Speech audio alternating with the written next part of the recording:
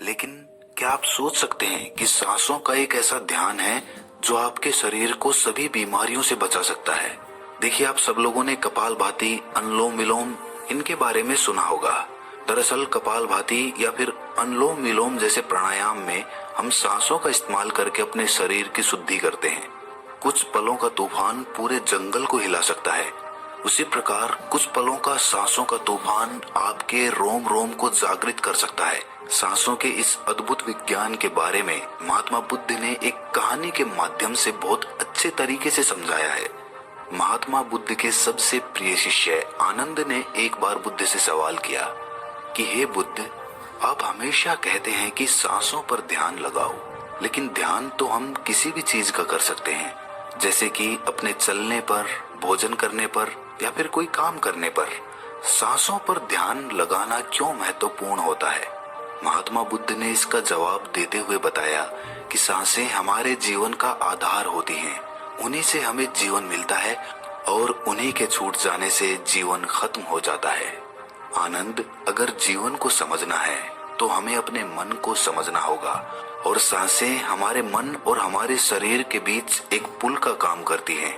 अगर तुम इस पुल पर चलना सीख लेते हो तो तुम अपने शरीर के माध्यम से अपने मन में प्रवेश कर पाओगे।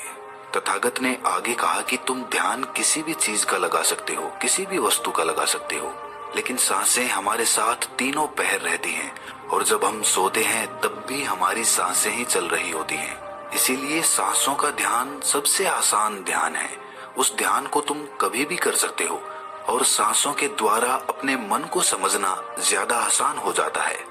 क्योंकि जब हम दुखी होते हैं, परेशान होते हैं, तो हमारी सांसें अलग तरीके से चलती हैं, लेकिन जब हम शांत होते हैं, आनंद में होते हैं, तब हमारी सांसें अलग तरीके से कार्य करती हैं। जब हम गुस्से में होते हैं अथवा डर में होते हैं, तब हमारी सांसें अलग प्रकार से कार्य करती हैं। इसीलिए हमारे मन की भावनाओं को समझने के लिए हमें अपनी सांसों को समझना होगा। जिस प्रकार हमारी सांसें चलेंगी, उसी प्रकार हमारे मन में भावनाएं पैदा होंगी। आनंद ने सवाल किया कि हे बुद्ध, मन की भावनाओं को समझने के लिए हमें सांसों का कौन सा ध्यान करना होगा, और क्या उस ध्यान से मन की भावनाएं काबू में की जा सकती हैं? जैसे मन के अश्लील गंदे विचारों को रोकना हो, गुस्से को काबू में करना हो, या फिर जलन जैसी नकारात्मक भावनाओं से छुटकारा पाना हो। क्या कोई ध्यान ऐसा है जो हमारे मन को शुद्ध कर सकता है? क्योंकि जब तक मन में पवित्रता पैदा नहीं होगी, तब तक ध्यान करने का कोई लाभ नहीं है। लेकिन ना चाहते हुए भी साधक के मन को नकारात्मक भावनाएं घेर लेती हैं, और जो उसके ध्यान में बहुत बड़ी बाधा बन जाती है। तथागत ने कहा कि जो अपनी सांसों को समझ गया, समझो वो बदल गया। इंसान के शरीर में और उसके मस्तिष्क में जितने भी प्रतिक्रियाएं होती हैं, वो सब उसकी सांसों के चलने के अनुसार पैदा होती हैं। मनुष्य कभी ध्यान ही नहीं देता कि उसका मन उसकी सांसों के अनुसार प्रतिक्रिया कर रहा है। कभी होश पूर्वक देखने का प्रयास करना। जब तुम्हारे अंदर गुस्सा, डर या फिर चिंता जैसी भावनाएं पैदा होती हैं, तब तुम्हारी सांस लेने की गति तेज हो जाती है, और जब तुम शांत होते हो, आनंद में होते हो, तब तुम्हारी सांसों की गति एकदम शिथिल हो जाती है। आनंद, जितनी गहरी किसी की सांस होती है, उतना ही ठहराव उसके व्यक्तित्व में पैदा हो जाता है। अक्सर तुम देखना कि जो लोग गहरी सांस नहीं लेते हैं, यानी कि छाती से सांस लेते हैं, सांसें उथली उथली रहती हैं, ऐसे लोग ज्यादा दुखी और चिंतित रहते हैं। और वहीं पर जिन लोगों की सांस गहरी होती है, उनकी आंखों में तुम्हें एक शांति नजर आएगी, एक आनंद दिखेगा। ऐसे लोग किसी भी परिस्थिति में बेचैन नहीं होते हैं। उनका मन हमेशा शांत बना रहता है। वो कठिन से कठिन परिस्थिति को भी बड़ी शांति से सुलझाते हैं, और इसीलिए उनकी बुद्धि, उनका मस्तिष्क दूसरों से तेज काम कर पाता है, क्योंकि उनका मन शांत होता है, नकारात्मक भावनाओं से खाली होता है। आनंद, अगर कोई भी मनुष्य नकारात्मक भावनाओं या नकारात्मक विचारों से घिरा रहता है, शरीर में सुस्ती, आलस्य, ये सब भावनाएं उसकी सांसों के कारण पैदा होती है। इसीलिए ये बहुत आवश्यक है। अगर जीवन में अच्छी आदतें बनानी है, सोचने का नजरिया सकारात्मक रखना है, तो हमें अपनी सांसों को समझना होगा, और उसका सबसे अच्छा तरीका है अपनी सांसों का ध्यान। सांस हमारी हमेशा चलती रहती है। अगर पूरे दिन में से कुछ समय हम अपनी सांसों पर ध्यान लगाने को दें तो हमारा पूरा जीवन परिवर्तित हो सकता है। धीरे धीरे जैसे जैसे सांसों पर ध्यान गहरा होता जाएगा, वैसे वैसे तुम अपनी भावनाओं को समझने लगोगे, अपने शरीर में चल रही प्रतिक्रियाओं को अच्छे से देखने लगोगे। ये तभी संभव हो सकता है जब तुम अपने प्रति सचेत रहो, अपने प्रति होश में रहो। और होश तभी जागृत होता है जब किसी चीज पर निरंतर ध्यान लगाया जाता है। और हमेशा ध्यान में रहने के लिए प्रकृति ने हमें सांसें दी हैं। हम अपनी सांसों पर चलते समय, खाते समय, उठते समय, बैठते समय, हर वक्त हर समय ध्यान लगा सकते हैं। उनको देख सकते हैं कि वो किस नाक से आ रही हैं, किस नाक से जा रही हैं, नाक के कौन से कोने से टकरा रही हैं। और जब हम निरंतर ये देखने लगते हैं तो हमारे विचार छटने लगते हैं। अब हम वास्तविकता की दुनिया में जी रहे होते हैं। अब शरीर की छोटी से छोटी संवेदना, हर एक भावना का हमारे शरीर, हमारी ऊर्जा और हमारे मस्तिष्क पर क्या असर पड़ता है, अब तुम समझ पाओगे कि हमारे विचारों के कारण हमारी भावनाएं पैदा होती हैं। जैसे हमारे विचार होंगे वैसी ही भावनाएं हमारे अंदर पैदा होती रहेंगी। एक सोते हुए बच्चे के पेट को देखना आनंद। जब भी वो सोता है तो उसके पेट से सांसें चल रही होती हैं, इसीलिए उसका मन बड़ा संवेदनशील होता है। जीवन में किसी भी कार्य में सफलता प्राप्त करने के लिए कुछ सकारात्मक भावनाओं का होना या फिर कहें कि अच्छे गुणों का होना बहुत आवश्यक होता है।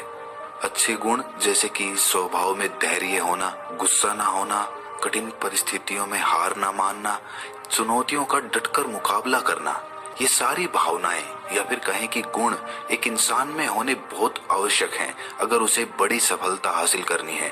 और ये सभी गुण हमारे स्वभाव में हमारी सांसों के द्वारा पैदा किए जा सकते हैं।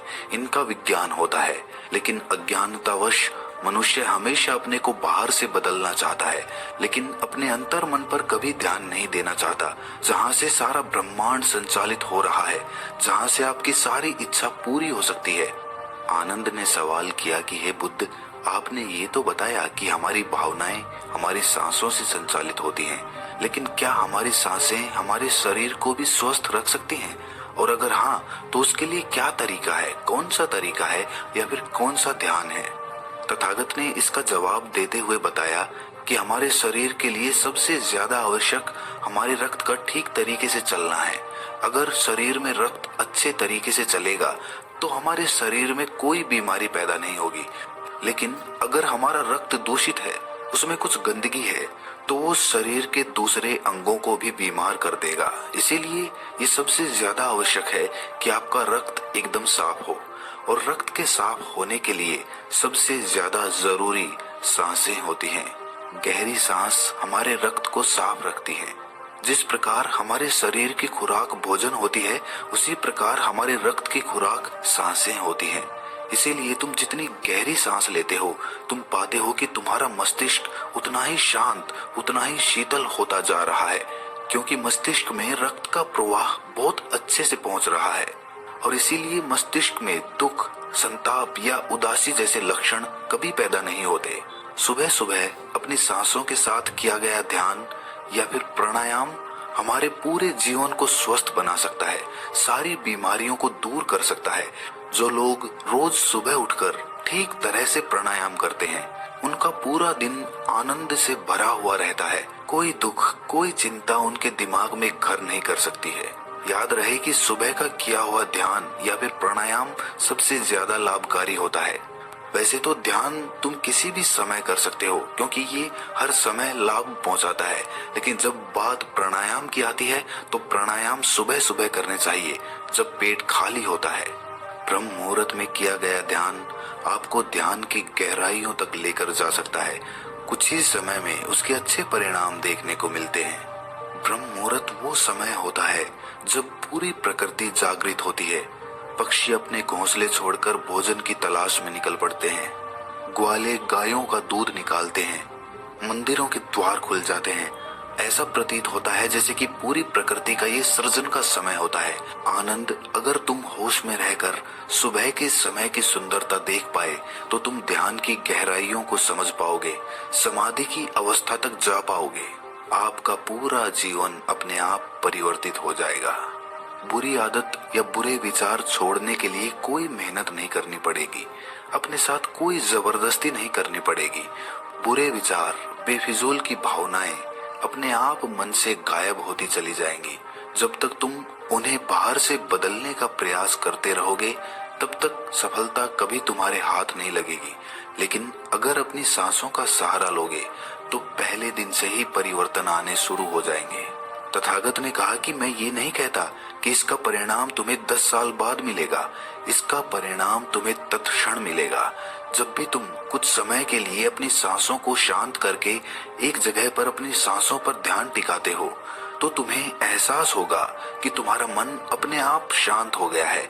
उसमें कोई दुख, कोई विचार, कोई भावना तुम्हें परेशान नहीं कर पा रही है। कठिन परिस्थितियों में खुद पर काबू रखना, खुद पर विश्वास रखना, ये सबसे ज्यादा आवश्यक है। और ये तभी संभव है जब हमारी बुद्धि सुलझी हुई हो।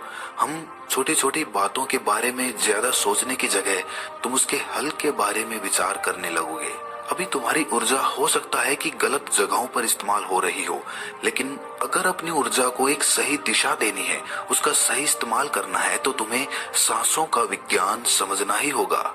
और ये कहकर बुद्ध हमेशा की तरह अपनी गहरी योग निद्रा में चले गए। तो दोस्तों, कैसी लगी ये कहानी आपको कमेंट सेक्शन में जरूर बताना, और अच्छी लगी हो तो इस चैनल को सब्सक्राइब करके नोटिफिकेशन बेल को जरूर प्रेस कर देना। तो मिलते हैं अगली कहानी में, तब तक के लिए अपना ख्याल रखें।